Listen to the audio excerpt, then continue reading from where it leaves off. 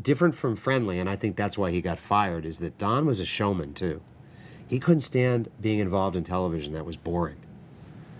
You know, he wanted it to be, and Murrow used to talk about it being exciting, too. He didn't want it to be boring. I think they thought Don didn't have enough journalism in his credentials, in his background, in his day-to-day.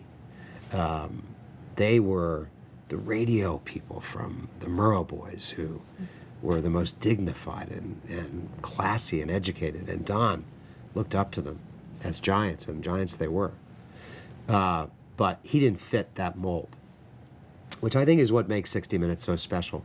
It really is Don Hewitt's program, and it is about what's important, and it's about sometimes just what's interesting, but never tabloid, you know, and never cheap. Always trying to be elevated, to be well written, and to his credit, he surrounded himself with the best journalists.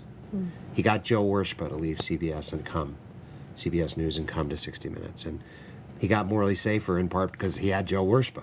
You know, these were some of the great names of CBS News who cared about, you know, maintaining those values and standards that Friendly, you know, stood for so strongly.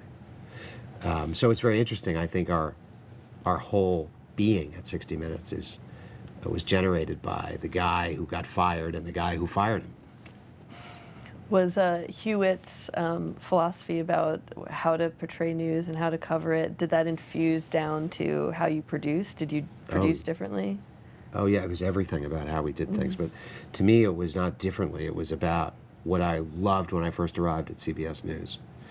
I think we deteriorated a little bit in the 80s at the hard news side. We got a little too obsessed with ratings. We left our mission a little bit, got a little too obsessed with, you know, different parts of the audience, all the things that happen in today's world in television that I object to. Pandering. We're leaking into news. And so it was a matter of feeling comfortable. I had this conversation, and I actually talked about it in Bob Simon's eulogy. When he arrived at 60 Minutes, he felt the same way, that this was the place that he belonged, that this was really the great things brought together about traditional CBS News, yet not stuffy, not at all stuffy. And Don Hewitt was just the most fun person to be around. So much energy. So there's real life here, yet it was all story-driven. Everybody was concerned about, you know, the story, the collaboration, making it better. So, yeah, there was a lot to learn here, but I felt so comfortable with the place and the goals.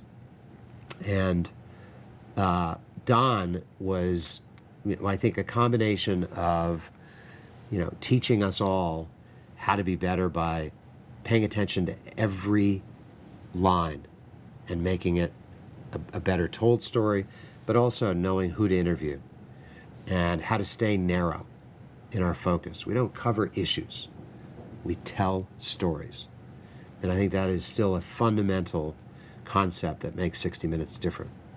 We don't try to cover an issue. We look for a narrow entry point. And by the way, if you go back and read Fred Friendly, that's what he talked about all the time.